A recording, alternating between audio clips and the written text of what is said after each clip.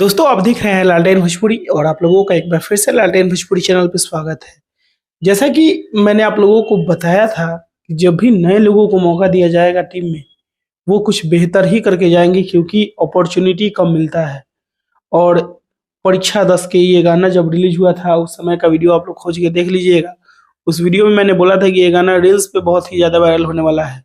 अभी 10वीं का परीक्षा शुरू भी नहीं हुआ है और इस गाना पे 50,000 रील्स कंप्लीट होने वाले हैं। यह दोस्तों आप लोग स्क्रीनशॉट देख सकते हैं और ये गाना ट्रेंडिंग में भी है रील्स में। और विशाल भारती जी का लिखा हुआ ये गाना बहुत ही ज़्यादा दर्शकों को पसंद भी आ रहा है। इसके अलावा भी बहुत सारे गाने हैं, जैसे कि अभी टुनटुन यादव का लिखा हुआ मुरैया गाना, वो भी बहुत ही ज़्यादा वायरल हो रहा है और रील्स पे भी 15,000 रील्स उस पे बन चुके हैं। होली का ही गाना है। तो जब भी नए लोगों को मौका दिया जाएगा वो कुछ बेहतर करके जाएंगे खेसारी लाल यादव के साथ। एक्सपीरियंस गया तेल लेने, अभी के समय में नए लोग ही कुछ बेहतर करके जा रहे हैं।